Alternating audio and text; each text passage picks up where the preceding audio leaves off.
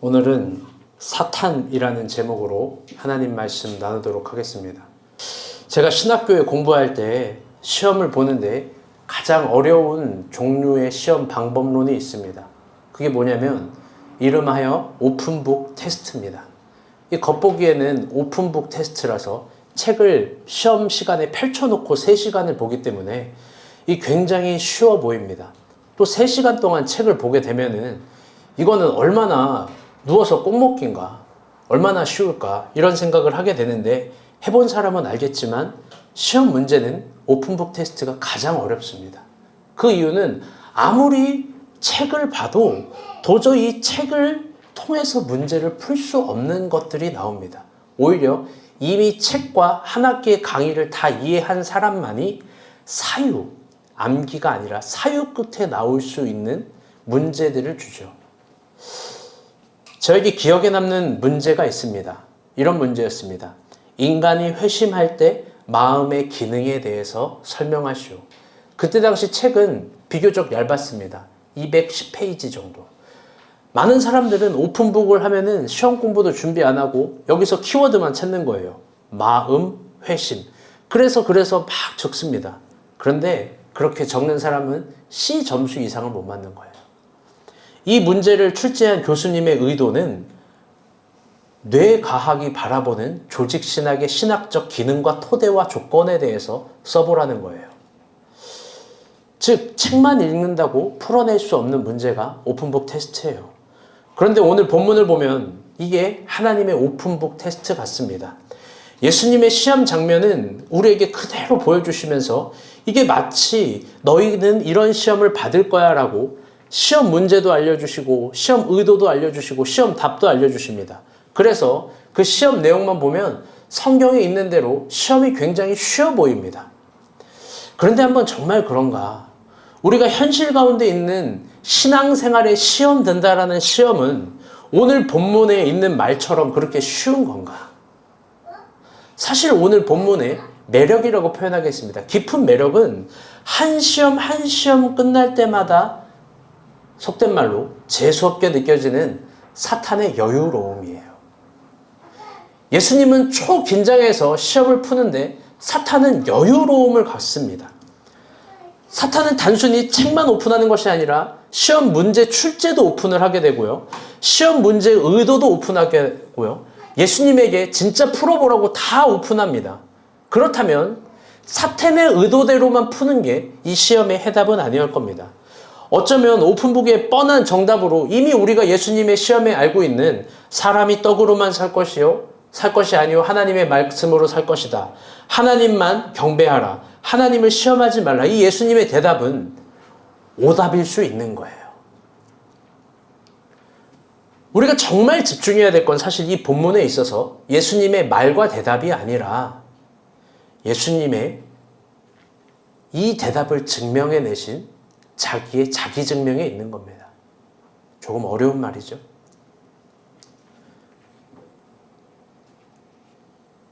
우리의 현실 생활 속에서 신앙생활의 시험의 문제는 예수님이 대답하듯 사람이 떡으로만 살 것이 아니요 하나님의 말씀으로 살 거다. 하나님만 경배하라. 하나님을 시험에 하지 말라. 이 3마디 말로 풀어헤쳐지고 없어지고 사라질 시험의 문제가 아니라는 거예요. 그렇다면 예수님도 그렇게 문제를 해결해낸 게 아니라 본문을 깊게 연구하게 되면 그 대답을 얼만큼 자기 전제적인 삶으로 증명해내신 그 방법으로 예수님은 시험을 승리하셨다는 겁니다. 여러분, 하물며 축복은 어떨까요? 기도 몇 번 대충 한다고, 예배 몇 번 대충 드린다고 여러분 하늘에 복이 쏟아지면 여러분 그것만큼 하나님과 기독교가 우스워지게 되는 처사가 어디 있겠습니까? 잘 들으세요. 자기 존재 증명 없는 축복 없습니다. 예수님의 시험 마찬가지입니다. 예수님은 이 시험을 통해서 결국 자기의 존재를 증명해낸 겁니다. 그럼 그게 뭘까? 오늘 그걸 살펴봐야 됩니다.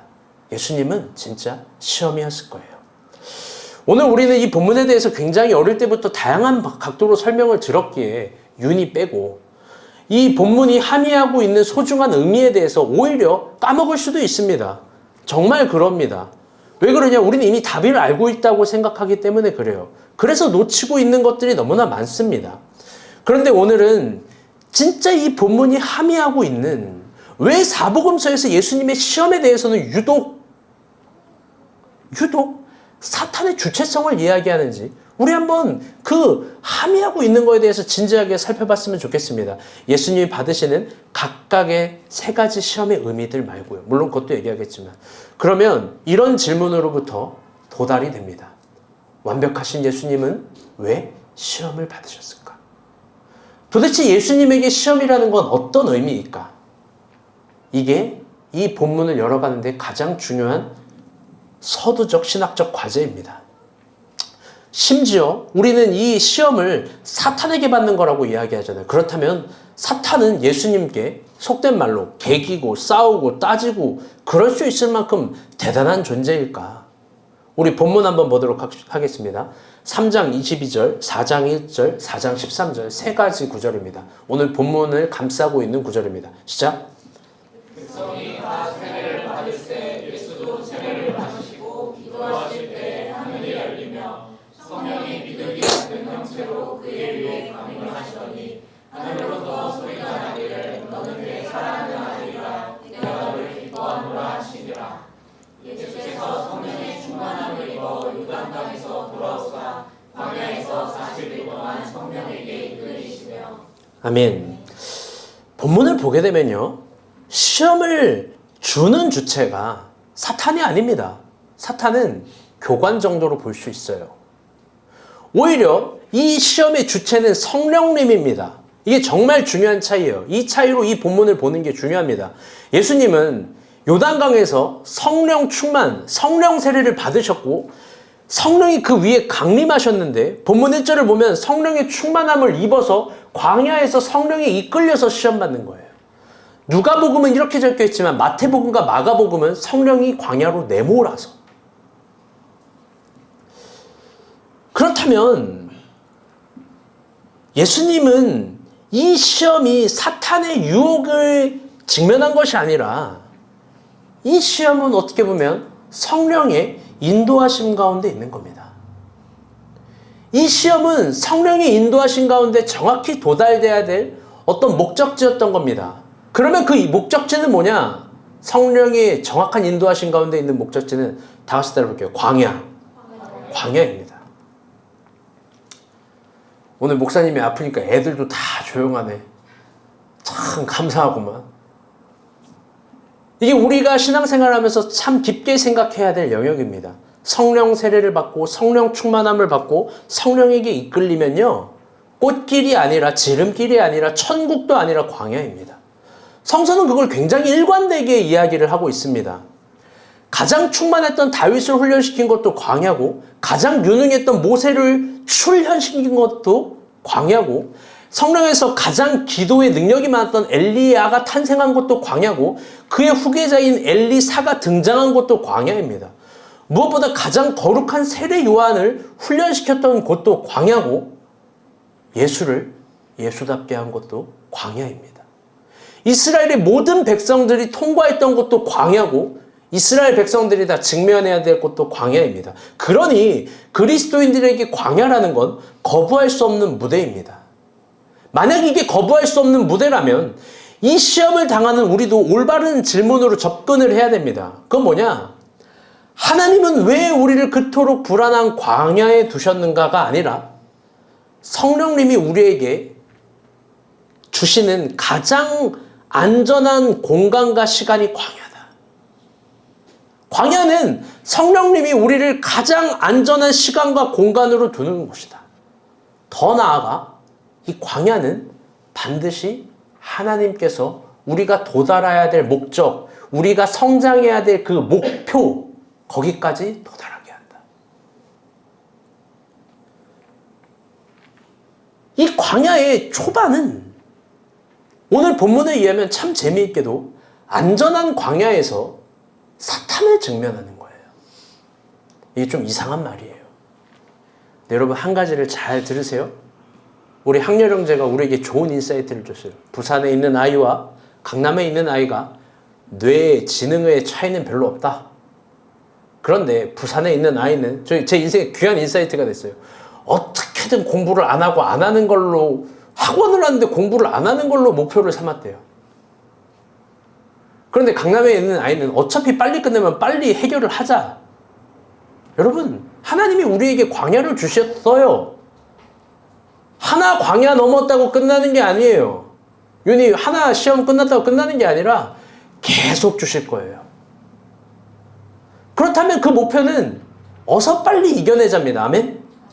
그러면 누구를 이겨야 되냐? 무엇을 직면해야 되냐? 문제인데 그건 누구냐? 사탄이에요. 중요한 얘기를 하는 거예요. 여러분, 사탄 직면하는 걸 두려워하지 마요. 어쩌면 하나님의 목적 안에 있는 거예요. 굉장히 이상한 말인데 이 하나님의 목적 안에 있는 직면하는 사탄, 가장 안전한 무대에서 직면하는 사탄의 시험을 봅시다. 2절입니다. 시작. 너희에게 시험을 받으시더라. 이 모든 날에 아무것도 잡수시지 아니하시니 날의 수가 다음에 줄이신지라. 성령에게 이끌려 광야에 갔는데 하나님을 만난 게 아니라 사탄을 만납니다. 여러분, 왜 하필 사탄을 만나게 된 걸까? 그건 굉장히 단순한 문제인데요. 가장 쉬운 오답 노트처럼 가장 완벽한 X를 보여주는 거예요. 그게 성령께서 의도한 가장 안전한 광야에서 사탄을 직면하게 하는 이유입니다. 즉, 타협하지 않아도 되고 고민하지 않아도 되고 더 이상 유혹조차 될 필요가 없는 완벽한 오답, X가 뭔지를 보여주는 거예요. 그리고 그 오답으로부터 자기가 정말 무엇을 믿고 있는지를 증명해내는 것, 여러분, 그게 광야입니다. 중요한 거예요. 사탄이 있어야 내가 진짜 뭘 믿는지가 증명이 되는 거예요. 내가 하나님을 믿고 있는지 사탄을 믿고 있는지. 그게 광야 시험입니다. 시험의 첫 대목입니다. 3절 말씀 읽어볼게요. 2절 3절 같이 읽겠습니다. 중요해서 2절 파란색 글씨부터 읽어볼게요. 시작. 이 모든 날에 아무것도 잡수시지 아니하시니 날의 수가 다음에 줄이신지라. 마귀가 이르되 네가 만일 하나님의 아들이거든 이 돌들에게 명하여 떡이 되게 하라. 아멘. 오늘 본문은 예수님이 시험을 받는데 굉장히 중요한 전제가 있음을 말합니다. 지금 예수님이 온전하지가 않습니다. 아주 많은 한계를 가진 예수예요. 40일 동안 아무것도 먹지 못했대요. 이게 생각할 거리가 많습니다. 마태복음과 누가복음을 보면 예수님이 주체가 되어서 정확히 40일 금식한 것처럼 되는데 누가복음은 그렇지 않아요. 시험 내내 40일 동안 굶주린 거예요. 이 줄였다, 2절에 보면 이게 헬라어로 보게 되면 진심으로 핍절하고 초췌하고 철저히 고난 가운데 있는 예수를 보여준 거예요. 뭐냐? 그분은 굉장히 배고프시다는 거예요. 굉장히. 예수가 직면한 고난은 인간의 최소함의 존엄인 식사도 할 수 없을 정도의 고난입니다. 누가복음은 그렇게 초췌한 인간에 대해서 얘기해요. 그래서 2절 하반절을 보면 그가 배고프다. 그가 줄였다. 이게 무서운 말인 게 그가 줄였다라는 말, 그가 목마르다는 말, 그가 배고프다는 말을 십자가에서 딱 한 번 하세요. 예수님은요. 식사할 겨를도 없이 바쁘고 금식하는 부분이 두 본문이 나오지만 그가 배고팠다, 목이 마르다, 줄이셨다 이런 인간의 육체의 연약함을 표현하지 않으세요. 그렇다면 적어도 이 시험은 예수님이 가장 취약할 때, 너무나 연약할 때 받는 시험이에요. 우리 생각해봐요. 우리는 한 끼를 못 먹어도 예민하잖아요. 그렇지 않습니까, 연미? 한 끼 못 먹으면 채아보다 더 예민해가지고 막 성민이한테 막 바가지 긁죠? 그래요. 제가 그래요, 제가. 한 끼 못 먹으면 한 100끼 못 먹은 것처럼 헤라한테 라면은 밥은, 고기는, 국은. 우린 다 그런 인간입니다. 그때 마귀가 말합니다. 네가 하나님의 아들이라면 이 돌들에게 명하여 떡덩이가 되게 하라. 여러분, 이 말을 깊게 생각해 봅시다. 논리적으로 여러분 틀린 말이 있을까요? 하나님의 아들로서 이 정도 기적은 할 수 있는 거잖아요. 또 사람이 배고프면요. 배고플 때 떡이 필요한 거잖아요. 여러분 이거 100% 정답 아닙니까? 돌이 변해서 떡이 되게 하는 거. 여러분 이게 뭐가 그렇게 잘못된 질문이에요? 이게 뭐가 그렇게 해요? 틀린 말이에요. 우리도 상식적으로 생각하는 건데. 그런데 여러분 이게 신앙의 세계에서 절대로 통과하지 않는 100%의 오답이라면 여러분 어떨까요? 이게 신앙의 세계에서 하나님이 하나님 나라를 끌어갈 때 매번 정확히 통과되지 않는 틀린 답이라면, 내가 정확하게 인식하고 있는 것이 내가 확실하게 틀린 대답이라면 여러분 어떨까요? 여러분 겸손하게 인정할 수 있습니까? 천천히 한번 이야기를 해볼게요. 지금 본문이 시험을 받은 본문은 배경은 광야입니다. 저 광야에 있으면요, 당장 인간이 인식할 수 있는 거, 여러분 그건요, 그가 인식할 수 있고 파악할 수 있고 이해가 될 수 있는 주체인 저 물체의 돌들밖에 없을 거예요. 그렇잖아요. 광야. 저 돌멩이밖에 인식할 수 있고 이해될 수 있고 파악할 수 있고 잡을 수 있는 주체이자 물체이잖아요. 그러면 그 돌들을 통해서 어떤 답을 찾아가야 되는 거예요. 왜? 저 돌들이 광야의 전부라고 생각하니까. 그래서 우리도 기독교 신앙에 있어서 마치 기독교 신앙은 저 돌들이 떡으로 변해야 시켜야 참된 신앙과 기독교라고 생각합니다. 그게 안 되면 죽을 것 같습니다. 그래서 우리는 하나님께 늘 생떼를 쓰는 거예요. 어거지와 억지를 부립니다. 안 들어주시면 막 들어놓는 거예요.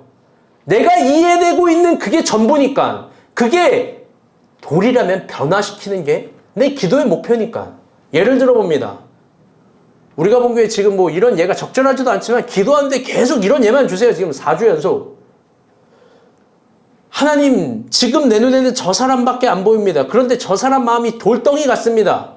기도하오니 저 사람 마음을 부드러운 떡같이 변화시켜 주셔서 내가 달콤하게 먹게 해주세요. 하나님, 지금 이 직장이 내 눈에는 이 직장밖에 안 보입니다. 꼭 이 직장이어야 합니다. 그런데 저 직장에 입사하는 문제가 돌덩이 같습니다. 기도하오니 나 외에 모든 사람은 떨어뜨리게 하시고 나는 쉬운 떡 먹듯 입사하게 해주세요. 하나님, 나는 지금 이 기회밖에 안 보입니다. 이게 내가 인식하고 이해하고 내가 파악할 수 있는 전부입니다. 이 기회를 반드시 주셔야 됩니다. 그런데 현실은 돌덩이 같습니다. 기도하오니 부드러운 떡 먹듯 해결해 주세요. 여러분, 우리는 종종 이런 기도를 합니다. 아니, 자주 해요. 그 이유는 내가 광야에서 파악하고 이해하고 인식할 수 있는 게 내 눈앞에 있는 돌덩이밖에 없기 때문이에요. 그런데 이게 오픈북이에요. 사탄은 그렇게 접근하는 거예요. 이게 그렇게 쉬운 문제가 아니에요.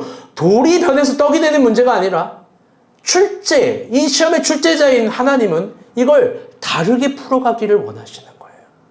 그럼 그건 뭘까? 예수님의 대답을 통해서 봅시다. 4절입니다. 시작.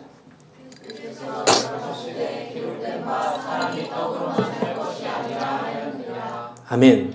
여러분, 이게 정말 중요한 얘기입니다. 왜냐면요, 하나님은 인간의 존재론에 대해서 새롭게 규명했어요. 인간이 떡으로만 살 수 있는 존재가 아니래요.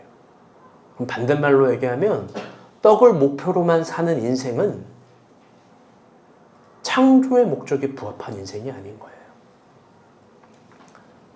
여러분, 예수님은 인간의 존재를 이렇게 규명해요. 하나님의 말씀으로 살아간다. 신앙이 있는 신앙인일수록, 더 나아가 광야일수록 그게 선명해지는 시간이라는 걸 얘기해 주는 겁니다. 그런데 여러분, 한번 진지하게 물어봅시다. 여러분은 진짜 사람이 떡으로만 사는 게 아니라 하나님의 말씀으로 살 수 있다는 걸 믿습니까? 여러분, 정말 믿습니까? 내가 볼 땐 아무도 안 믿어. 왜? 하나님 말씀에 내 존재가 발견된 만큼 진지하지도 않고 굴복하지도 않고 여기에 나를 탄생시키려 하지도 않으니까. 말로는 믿어요. 말로는. 네, 그런 사람들 정말 많이 봤어요. 삶의 존재, 말로는 믿는 사람들.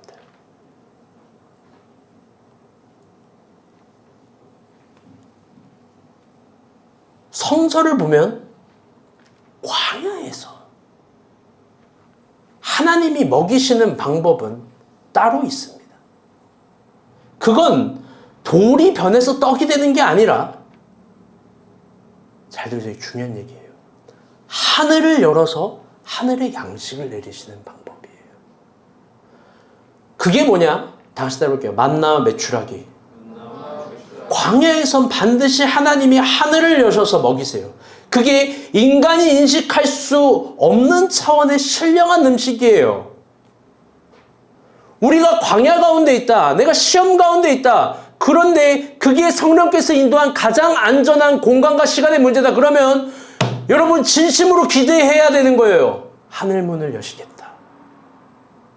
예수님이 이 이야기 한 거, 사람이 떡으로만 살 것이 아니오. 그런데 재밌는 게 이겁니다. 기록된 바. 그렇다면 예수님은 어떤 하나의 기록을 가지고 이 기록을 통해서 예수님의 대답을 한 거예요. 그럼 이 기록은 뭐냐? 예수님이 대답한 이 기록은 신명기 전문입니다. 8장 2절에서 3절이에요. 이거 다 읽어볼게요. 중요한 말씀입니다. 째려보면서 읽으세요. 시작. 여호와께서 이 40년 동안에 내게 광야 길을 걷게 것을 기억하라. 이는 너를 낮추시며 너를 시험하사 내 마음이 어떠한지 그 명령을 지키는지 지키지 않는지 알려 하심이라. 너를 낮추시며 너를 줄이게 하시며 또 너를 알지 못하며 내 조상들도 알지 못하던 만나를 내게 먹이신 것은 사람이 떡으로만 사는 것이 아니오 여호와의 입에서 나오는 모든 말씀으로 사는 줄을 내가 알게 하려 하심이니라. 아멘. 이게 예수님이 말하고자 하는 전문입니다. 예수님은 가장 완벽한 오답 앞에서 가장 정확한 대답을 표현하신 거예요. 광야를 주시는 이유는 하늘을 여시는 이유다. 여러분 정말 믿습니까? 너무나 안타까운 건 조금 힘들면 다들 침대 축구하는 신앙생활 해요. 사니, 죽니, 되니, 안 되니. 내가 가장 그리워하는 대답, 내가 하나님은 아니지만 내 뷰에서도 보이는 대답은 이거예요. 다시 따라볼게요. 그래도 또 따라볼게요. 그래서 할 수 있습니다. 여러분 하나님이 그 대답 들으면 눈물 흘리지 않으실까요? 뭐가 그렇게까지 힘들어서 하나님 없는 사람처럼 원망하고 하나님이 나를 안 사랑한다고 증명하기를 희망하고 광야를 주시는 이유는 하늘을 여시는 이유라는데 번역해보면 내가 이해되고 인식할 수 없는 저 돌들을 변화시킴으로써 하나님이 역사하는 게 아니에요. 내 이해가 전부가 아니에요. 하나님은 내가 인식할 수 없는 하늘의 차원으로 나를 먹이시는 분입니다. 그러니 광야 앞에서 정말 겸손해야 되는 거예요. 내가 인식한 돌이 전부가 아니겠구나. 하늘도 있구나. 광야의 모든 성서의 기사를 보면 풍족하게 더 먹이시는 거예요. 하늘의 신령한 메추라기와 만나와 생수들로서. 내가 아는 정답이 100%라고 확신하지 마세요. 광야는 그런 돌 위에 돌 하나까지 부수시는 하나님이에요. 여러분 진심으로 다 겸손하셔야 돼요. 광야 앞에서는 더 마음을 다해서 겸손하셔야 돼요. 두 번째 차원도 있습니다. 그건 아까 말한 자기 증명입니다. 광야에선 완벽한 정답에 대해서 혹은 완벽한 오답에 대해서 내가 무엇을 믿었는지 증명을 이루는 시간입니다. 아까 이 신명기 말씀 2절 형주 크게 읽어보세요. 시작. 내 하나님 여호와께서 이 40년 동안에 내게 광야길을 걷게 하신 것을 기억하라. 이는 너를 낮추시며 너를 시험하사 내 마음이 어떠한지 그 명령을 지키는지 지키지 않는지 알려 하심이라. 아멘. 네 마음이 어떤지, 네 명령이, 네가 지금 무엇을 믿고 있는지, 그 명령을 소중히 여기는지 하나님도 못 믿겠다는 거예요. 그러니 광야를 주고 사탄을 준다는 거죠. 여러분, 하나님이 이상한 하나님이 아니에요. 하나님이. 이건 완벽한 기회예요. 완벽한 기회입니다. 내가 하나님 앞에서 나를 증명해낼 수 있다면 하나님이 복을 안 주실까요? 하나님은 자기의 명령을 정말 소중하게 여기는지, 자기의 기준마저도 내려놓을 수 있는지, 내가 답이라고 생각하는 저 돌멩이까지 내려놓을 수 있는지 하나님 보겠다는 거예요.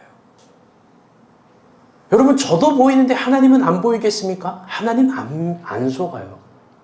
그래서 우리 가운데 사탄을 직면하게 하시는 거예요.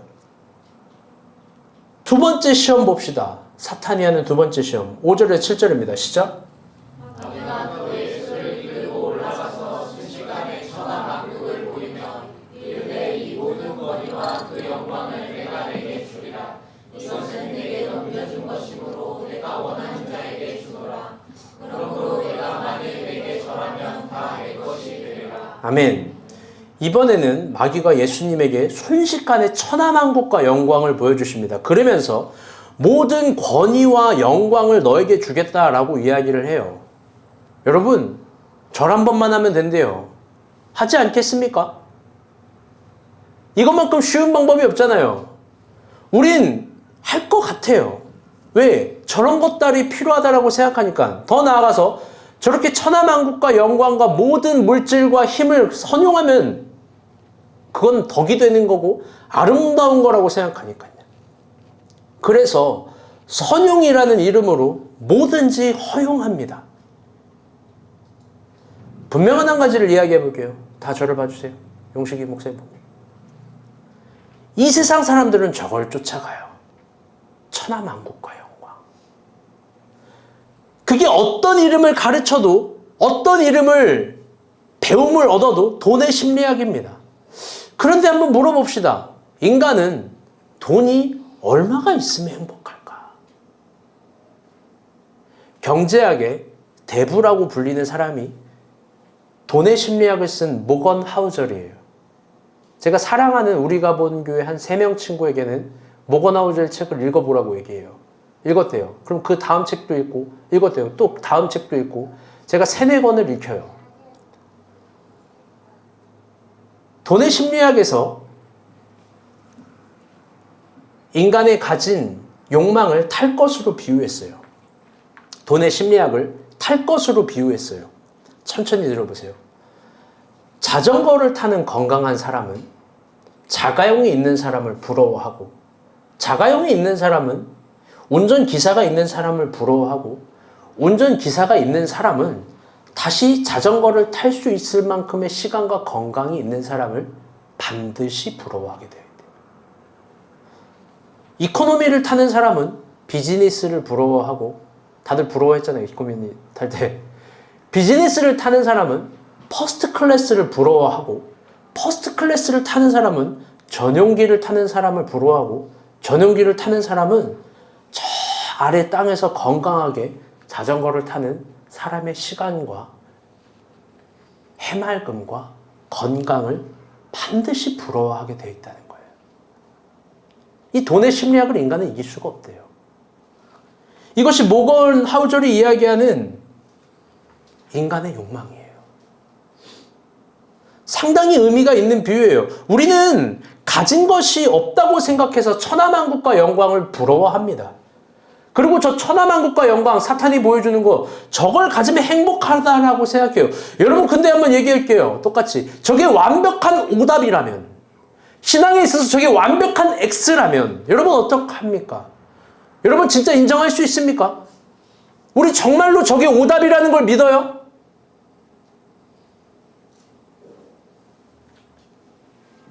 거기에 겸손할 수 있습니까? 여러분 신앙을 저기에만 투영하는 거 아니에요? 마귀의 유혹처럼. 인간과 돈의 관계에 대해서 진실에 가까운 정답인 두 가지 진리를 말씀드릴게요. 첫 번째는 여러분, 내가 원하는 어떤 것을 가지면 행복한 게 아니라 그 다음에는 자기보다 더 가진 사람이 보여요. 자기보다 더 가진 사람이 보여요. 그렇다면 행복이라는 건 내가 무언가를 더 가지고 덜 가지고 차원의 문제가 아니에요. 그게 진짜 진리예요. 지혜가 있기를 바랍니다. 깨달음이 있기를 바랍니다. 두 번째는 천하만국과 영광은 인류 역사상 그걸 한 개인이 단 한 번도 가져본 적이 없어요. 근접에 가까운 알렉산드 대왕도 있고 로마 시저도 있고 중국의 진시황도 있고 여러 황제들도 있지만 그들이 행복한 게 아니라 훨씬 더 불안해하고 옆에 있는 사람도 못 믿고 매끼 먹는 음식도 물 한 잔도 못 믿는 거예요. 즉 이건 한 개인이 가질 수 있는 성질의 것이 아닙니다. 그렇다면 진지해져 봅시다. 사탄이 광야에서 예수님께 보여준 저 천하만국과 영광은 어떤 시험이에요? 그건 한마디로 이야기해서 신기루예요. 망상과 같은 겁니다. 허상입니다. 아까도 말했지만 지금 있는 자리에서 저런 걸 다 가지고 선용하면 내가 하나님 나라에 도움이 되겠지라는 건 착각이에요. 왜? 하나님 나라는 돈으로 움직일 수 있는 게 아니에요. 하나님 나라는 돈으로 움직일 수 있는 게 아니에요. 제가 여러분들에게 이 교회 리더로서 보여주고 싶은 삶의 진리도 내 전제의 자기 증명도 그거예요. 돈으로 교회는 움직여지지가 않아요. 돈으로 목사님은 결정하지 않아요. 돈으로 나를 살 수 있다고 생각하지 마요. 돈은 저를 못 움직여요. 이 교회도 못 움직여요. 여러분 잘 들으세요. 사탄은 광야에서 예수님에게 저런 걸 보여줬는데 진지하게 생각해 봅시다. 예수님이 광야에서 저런 게 왜 필요해요? 도대체 광야에서 저런 천하만국과 영광을 왜 꿈꿔요? 그래서 사탄이 우리에게 저런 걸 보여주는 거예요. 마치 저런 게 인생의 진실이라도 되는 마냥, 저런 게 있어야 행복이라도 되는 것처럼, 혹은 저런 게 없어서 내가 지금 광야라는 도식으로 인간의 뇌를 부셔버리고 망치는 거예요. 그게 망상이고 허상이고 신기루예요. 돈의 심리학으로 인생을 풀어가는 게 가장 완벽한 오답이에요. 가장 완벽한 오답. 우리가 본 교회도 마찬가지지 않겠습니까? 돈이 많으면 선교를 해야지, 돈이 많으면 사역을 해야지, 돈이 많으면 사역자를 세워야지, 그게 오답이라는 걸 처음부터 알았어요. 돈 없어도 있는 힘을 다해 하면 하나님이 복을 주십니다. 아멘. 여러분, 그러니 진지하게 물어봅시다. 여러분은 도대체 신앙을 가지고 뭘 꿈꾸는 거예요? 우리가 신앙이라고 부르는 문법으로 뭘 꿈꾸는 거예요? 혹은 광야에 있으신 분들, 내가 광야라고 생각하시는 분들, 진지하게 물어보는 거예요. 여러분 뭘 꿈꾸는 거예요? 여러분이 꾸는 꿈이 모든 믿음과 신앙을 가장한 허상 아닙니까? 그거 사탄이 보여준 거 아니에요? 그러면 도대체 광야에서 우리가 바라보는 것들이 사탄이 준 허상인지 하나님이 준 비전인지 여러분 그거 어떻게 구분할까요? 그건 동일하게 예수님이 광야에서 무엇을 받는지를 보면 그 답이 정확하게 나옵니다. 우리 예수님이 광야에서 본 거 봅시다. 마태복음 11장 7절에서 9절입니다. 시작. 그들이 떠남에 예수께서 우리에게 요한에 대하여 말씀하시되 너희가 무엇을 보려고 광야에 나갔더냐? 바람에 흔들리는 갈대냐? 그러면 너희가 무엇을 보려고 나갔더냐? 부드러운 옷 입은 사람이냐? 부드러운 옷을 입은 사람들은 왕궁에 있느니라. 그러면 너희가 어찌하여 나갔더냐? 선지자를 보기 위함이었더냐? 옳다 내가 너희에게 이르노니 선지자보다 더 나은 자니라. 여러분, 예수님은요 정확하게 얘기하세요. 사탄에게 받은 시험을 되풀이해서 물어보는 거예요. 너희가 무엇을 보려고 광야에 나갔더냐? 야, 너네가 광야에 나간 거 흔들리게 하는 갈대야? 너네를 유혹하게 하는 거? 저기가 하나님 나라라면, 여러분 하나님이 주는 시간과 공간이라면 너네 저기 왜 갔냐 이거예요. 하나님 나라의 신앙을 왜 사용했냐 이거예요. 부드러운 옷을 입은 사람을 보려고 간 거냐? 아니면 흰 옷 입은 왕궁 있는 사람들, 여러분 그걸 희망하는 거냐? 아니에요. 예수님이 광야에서 바라봐야 될 건 선지자라고 이야기를 해요. 여러분 그건 어떤 의미입니까? 그건 너무나 단순한 의미입니다. 우리가 선지자를 광야에서 직면한다는 거, 우리가 신앙을 가지고 우리가 신앙을 갖는다는 의미, 그건 뭐냐? 광야에선 자신의 기준을 내려놓고 하나님의 음성을 듣는 거예요. 우리가 광야에서 선지자를 만나는 이유는 선지자의 음성을 듣기 위함이에요. 그 선지자의 말을 내가 믿는지 안 믿는지 늘 정확한 자기 증명을 하기 위해서는 완벽한 정답으로부터, 완벽한 오답으로부터 사탄과 싸워야 되는 거예요. 여러분, 그런데 두려워하지 마세요. 광야는 선지자, 하나님의 음성이, 선지자의 음성이 아주 선명하게 들려옵니다. 아주 선명하게. 이건 제가 정말 군대에서 경험한 실존입니다. 군대에 있는데 수많은 사람들이 엄청난 꿈을 가지고 있어요. 천하만국과 영광과 같은 그런 헛된 꿈이에요. 이런 거예요. 내가 군대에서 전역하면 월 1,000만 원 정도 쉽게 벌걸. 내가 군대에서 전역해서 사회 나가면 야, 나 따라다니는 여자가 한 진짜 30명 정도는 돼. 내가 마지막에도 그거 떨쳐내느라 힘들어서. 다들 군대에서 형제들 그런 허세들, 상현이 표정 보니까 너 그랬니? 다들 막 그런 거 갖고 있잖아요. 맨날 그놈의 여자, 돈, 남자들이 모인 집단은 해답이 없어요. 그리고 하나 나오는 게 축구. 내가 진짜 이 군대만 아니면 내가 지금쯤 엄청 유명했을 거야. 진짜 미친 소리를 합니다. 제가 이거 녹화 들어가면 안 되는데 연예인이랑 같이 동반 입대를 했어요. 아니, 동반이 친구 동기 입대가 아니라 같이 입대를 했어요. 여러분, 저는 군대에서만큼 하나님 말씀이 잘 들린 적이 없어요. 선명하게 들리던데요. 설교 말씀을 예배를 못 드리는 시간이 있어도 이런 거예요. 일하나 내가 널 사랑한단다.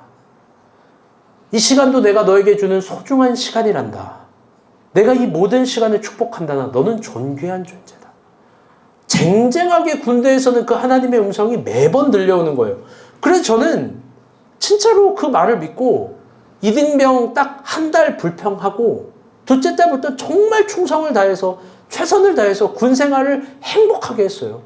왜? 여기 군 생활이 더 어떻게 하면 유능해질까? 어떻게 하면 더 발전될까? 성실하게 했어요. 군 생활을 시간 낭비라고 생각하지 않았어요. 그래서 장기 복무 하사까지 지원한 거예요. 제가 하사도 지원했어요. 미쳤죠? 군 생활이 얼마나 좋으면. 여러분, 두려워하지 마세요. 광야는 하나님 음성이 잘 들리는 곳이에요. 그래서 히브리어로 광야는 미드바르예요. 예전에도 한번 설명했는데 다바르가 말하다예요. 광야에서는요, 인간의 다바르, 인간의 원망의 말, 인간의 불평의 말, 인간의 의견의 말, 인간의 그 모든 말들이 소멸되고 광야에서는 하나님의 다바르, 하나님의 말씀이 천명되는 곳이에요. 인간의 말이 소멸되고 하나님의 말씀이 천명되는 겁니다. 그것이 광야에서 하나님이 주는 성소의 메시지입니다. 성소에서 광야에서 하나님의 말씀이 떨어졌다. 여러분 그거 의심하면 안 됩니다. 그래서 예수님은 그 광야에서 이렇게 대답하신 거예요. 8절 말씀입니다. 시작.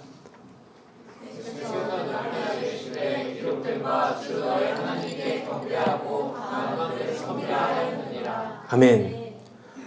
우리는 정말, 예수님은 정말 섬겨야 될 지점들에 대해서 매우 정확한 얘기를 하는 거예요. 하나님만 섬기라. 사탄은 세 번째로 이렇게 시험합니다. 10절에서 11절입니다. 시작. 하나님이 너를 위하여 그 사자들을 박사 너를 지키게 하시려 하였고 또한 그들이 손으로 너를 받들어 내 발이 돌에 부딪히지 않게 하시려 하였느니라. 아멘. 여러분 마지막 시험은 참 생각할 게 많습니다. 그 이유는 사탄이 하나님 말씀으로 예수님을 시험하기 때문입니다. 예수님이 말씀으로 대적하니까 말씀으로 시험하는 거예요. 그렇다면 지금 이 교회에서도 우리가 읽는 말씀에서도 매일의 큐티에서도 사탄은 얼마든지 우리를 시험할 수 있는 거예요.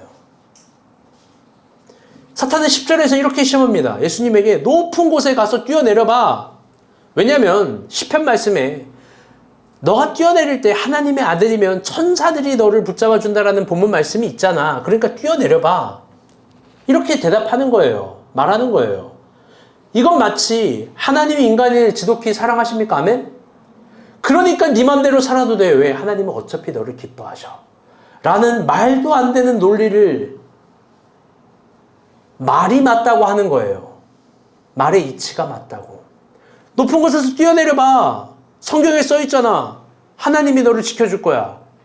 하나님이 너를 지독히 사랑하셔. 그러니까 넌 그냥 대충 살아도 하나님이 은혜 주실 거야. 대충 살아도 돼. 막 살아도 돼. 하나님 어차피 너를 사랑하시니까. 여러분 근데 잘 들으세요. 말이 된다고 논리가 되는 게 아니고 논리가 된다고 진리가 되는 건 더더욱 아니에요. 예수님의 대답을 들어봅시다. 12절입니다. 시작.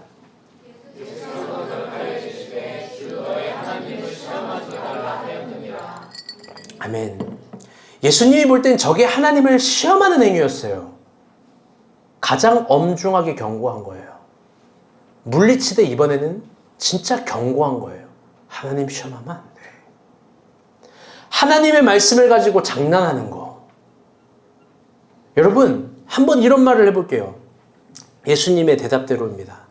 예수님은 하나님만 섬기라 그랬어요. 그런데 이런 논리로 한번 물어볼게요. 아니, 이건 예수 믿지 않는 세상 사람들에게도 물어봐도 좋아요. 당신은 사탄을 숭배하기를 원합니까? 마귀를 숭배하기를 원합니까? 이런 거 한번 물어봐요. 예수 안 믿는 사람도 펄펄 뛰면서 아니요라고 할 거예요. 펄펄 뛰면서 노라고 분명히 이야기할 거예요. 어느 누가 마귀를 숭배하기를 원하고 사탄을 숭배하기를 원해요. 그렇죠?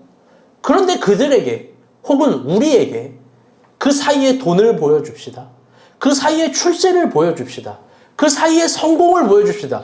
그러면 사람들은 그 성공과 출세와 돈 때문이라도 신앙을 버리고 양심을 버리고 주께서 주신 진리를 타협하고 너무나 쉽게 범죄도 자행할 거예요. 더 나아가 말에 맞는 논리로, 논리에 맞는 이치로 하나님을 시험하겠죠. 몇 개의 성경 구절 적당히 가지고 와가지고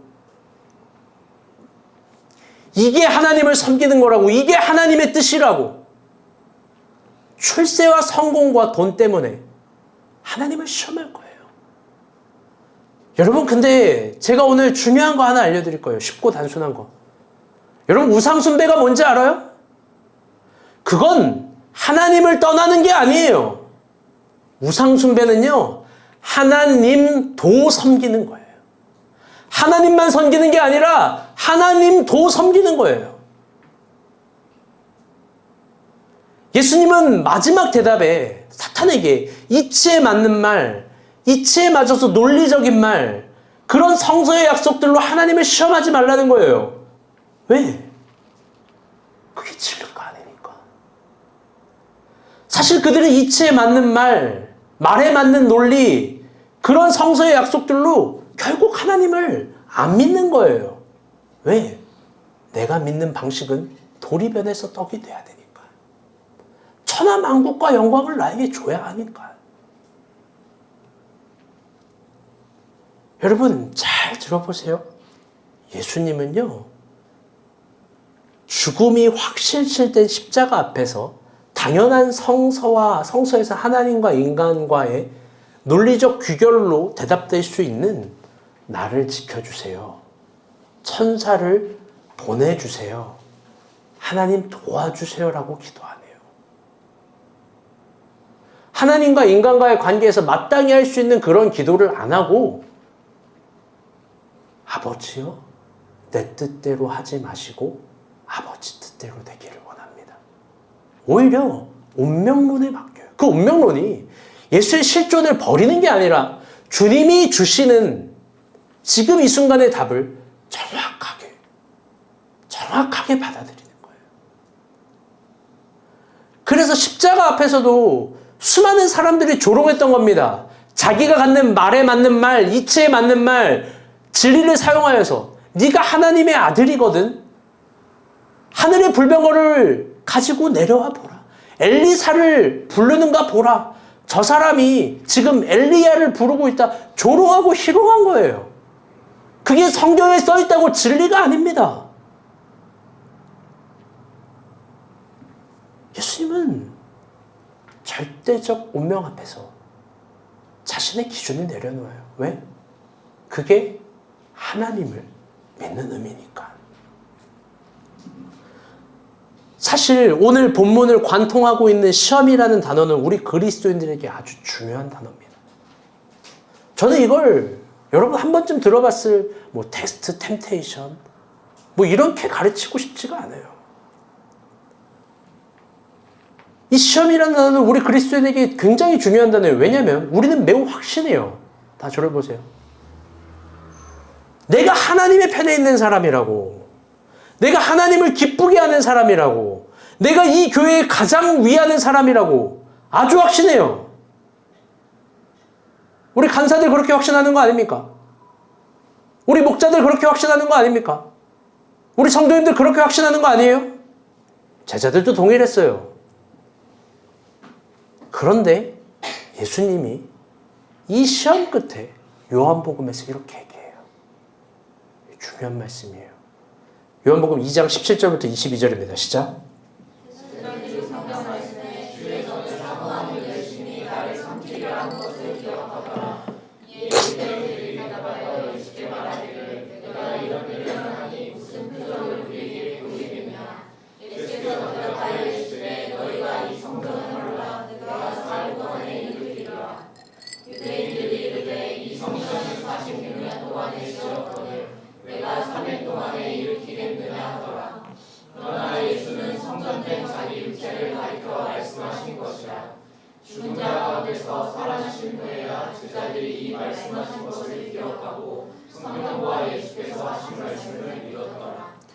예수님은요, 유대인들과 제자들 앞에서 자기가 가장 하나님 편이라고 생각하는 그들 앞에서 찬물을 끼얹어요. 너네가 주의전을 사모하는 열심이 오히려 나를 힘들게 하는 거야. 그게 하나님을 힘들게 하는 거야. 니네가 46년 동안 성전을 세웠다고? 그게 니네의 자랑이라고? 그게 니네의 영광이라고? 그런데 내가 3일 만에 다시 세우는 걸 보여줄게. 이 3일 만에 세운다는 건 그분의 십자가예요. 즉, 니네가 세운 성전 메커니즘으로 이스라엘이 회복이 되는 게 아니라는 거예요. 내가 죽어야, 십자가에서 죽어야 이스라엘이 회복되는 거, 새로운 생명이 탄생하는 거, 그게 진리라면 너네 받아들일 수 있겠니? 22절을 보면 너무나 마음 아픈 게 있어요. 다 같이 읽어볼게요. 시작.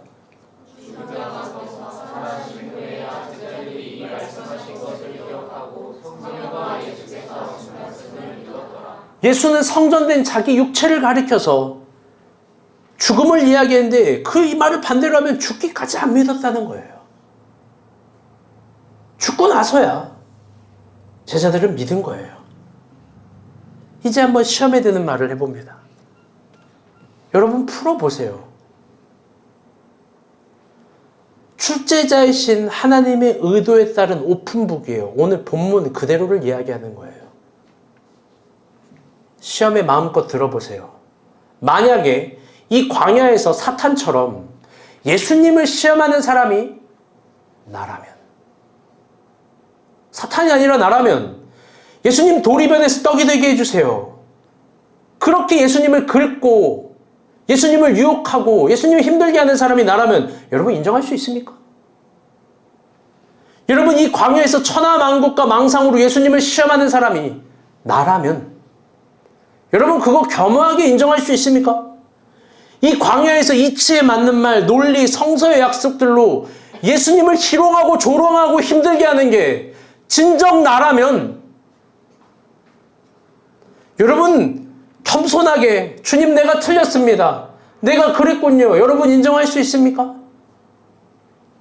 광야에서 선지자의 말씀을 들으러 가는 거라는데 선지자의 말씀을 듣기는커녕 경거망동하고 자기가 옳다 하고 그렇게 해서 선지자를 죽인 믿음의 조상들이 핍박을 했던 유대인들이라고 바리새인들이라고 얘기했던 예수의 증명을 여러분 인정할 수 있습니까? 사실 사탄처럼 예수를 가장 힘들게 하는 사람이 나고 교회를 가장 힘들게 하는 사람이 나입니다. 여러분 겸손하게 다들 인정할 수 있을까요? 다들 죽었다 깨나도 못할 거예요. 왜? 나는 36년 동안 성전을 지은 사람이니까요. 나는 열심히 있는 사람이니까요. 그런데 예수님은 자기 죽음으로 대답하시는 거예요. 내가 죽어야 니네가 믿을 거야. 그리고 예수님이 죽은 후에 제자들이 믿는 거예요. 예수님은 고작 몇 마디 대답으로 사탄을 이긴 게 아니에요. 완벽한 자기 죽음으로 자기의 존재를 증명해내신 거예요. 그게 교회의 머리이신 그분이 보이신 그리스도 예수의 모범입니다. 한치의 실수도 없으신 하나님은 2025년 2월 16일 2월 셋째 주 본문으로 우리가 본 교회에게 그리고 저에게 이 시기에 말씀하십니다. 저는 이 시기에 이 본문이 우리에게 주어진 게 참 신기합니다. 하나님이 저에게 이 본문을 묵상하는데 괴롭게 한 주 동안 말씀하셨어요. 너무너무 괴로웠어요. 이 교회를 가장 힘들게 하는 사람이 김일환 목사 너라면 너는 인정할 수 있냐? 너가 인식한 고장 돌멩이 몇 개로 떡이 되게 해달라고 하나님을 시험했던 게 너의 신앙이었다면 너는 그걸 인정할 수 있는 거냐? 사탄처럼 예수님을 가장 힘들게 하는 사람이 나고 이 교회를 힘들게 한 사람이 김일환 목사 내가 너라고 말한다면 너는 인정할 수 있는 거냐? 어제는 결혼기념일이었어요. 완전히 망쳐버렸어요. 제가 얼굴을 들 수도 없어요. 근데 미안하다고도 한마디 말도 안 했어요. 그런데 이 결혼, 이걸 가장 힘들게 하는 사람이 김일환 너라면 너는 인정할 수 있는 거냐? 너가 네 주변 사람을 늘 가장 시험에 들게 하고 힘들게 하는 사람이라면 너는 인정할 수 있는 거냐? 주님이 한 주 내내 물어보는 거예요. 그래서 사실 원래 제가 갖고 있는 설교문으로 이 본문에 대한 설교문으로 설교하고 싶었어요. 설교하기가 싫은 거예요. 그런데 주님이 피하지 말래요. 예수님이 동일하게 베드로에게 물으셨어요. 마태복음 16장 23절부터 24절입니다. 이거 다 같이 크게 읽으세요. 시작. 예수께서 돌이키시며 베드로에게 이르시되 사탄아 내 뒤로 물러가라. 너는 나를 넘어지게 하는 자로다. 내가 하나님의 일을 생각하지 아니하고 오히려 사람의 일을 생각하는도다 하시고 이에 예수께서 제자들에게 이르시되 누구든지 나를 따라오려거든 자기를 부인하고 자기 십자가를 지고 나를 따를 것이니라. 아멘. 예수님은 베드로에게 인정하게 해요. 사탄아, 내 뒤로 물러가라. 사탄아, 내 뒤로 물러가라. 우리 주님이 여러분에게 사탄이라 그럴 때 여러분은 그걸 인정하고 회개할 수 있습니까? 그러면서 주님이 이야기합니다. 제자들에게 누구든지 나를 따라오거든 자기를 부인하고 자기 십자가를 지고 나를 따를 것이라. 예수님은 확신하는 베드로에게 자기를 부인하고 자기 십자가를 지고 나를 따르라고 이야기합니다. 말씀의 결론 맺겠습니다.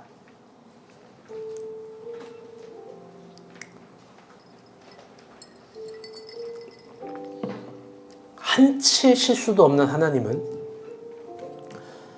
2025년 2월 16일 2월 셋째 주에 이 본문으로 우리가 본 교회에게 저에게 우리 간사들에게 우리 목자들에게 우리 성도들에게 구체적으로 이야기하십니다. 너라고 자기를 부인하고 인정하라 하십니다. 예수님을 가장 힘들게 하는 사람이 나고 이 교회를 가장 힘들게 하는 사람이 나고 하나님을 가장 어렵게 하는 사람이 나라고.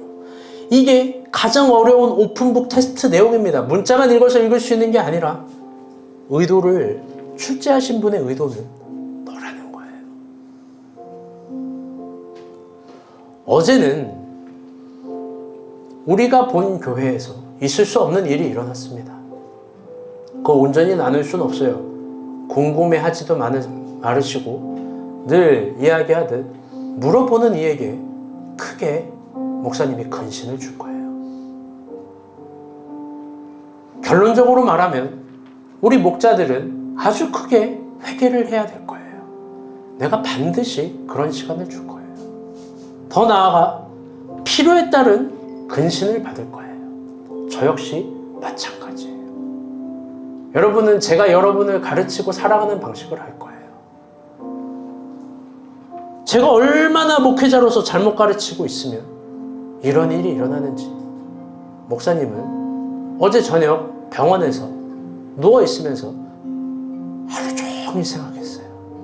하루 종일. 본문이 신기해요. 그래서 저는 다음 주에 회개하는 시간을 가지려고 해요. 나라니까. 하나님이 나라니까. 내가 부인했어요. 내가 아니라고. 근데 하나님이 나래요. 그래서 회개하는 시간을 가지려고 합니다. 3일 동안 기도원에 가려고 해요. 그런데 예수님이 40일 본문에서 금식하셨듯이, 누가복음은 금식한 본문은 아니지만 저도 3일 동안 기도원에서 금식을 하려고 해요. 그래서 제가 마지막 나가면서 선생님에게 금식해도 되냐 그러니까 선생님 하는 말이 심신의 안정이 진짜 필요하대요. 자야 되고 금식은 절대로 하면 안 된대요. 그래서 좀 마음이 어렵습니다. 그런데 한 끼라도 하려고 합니다. 목자들은 이번에 하지 마세요. 건강이 되면 2끼라도 할 거예요. 목사님이 회개를 어떻게 하는지 보여줄 거예요. 정말 이 간절히 기도해 보는 단 3일의 시간을 가져보려고 합니다. 그런데 무엇을 어떻게 해야 되는지 내가 모르겠어요.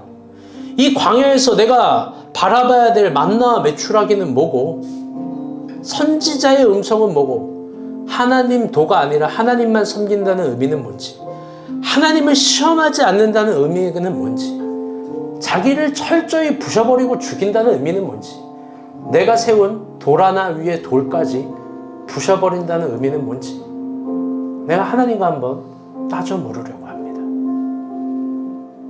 그런데 여러분, 저는 그런 시간을 가질 거고 여러분은 여러분의 시간을 가지면 돼요. 그리고 우리 안에 어떤 대답이 주어질 거예요.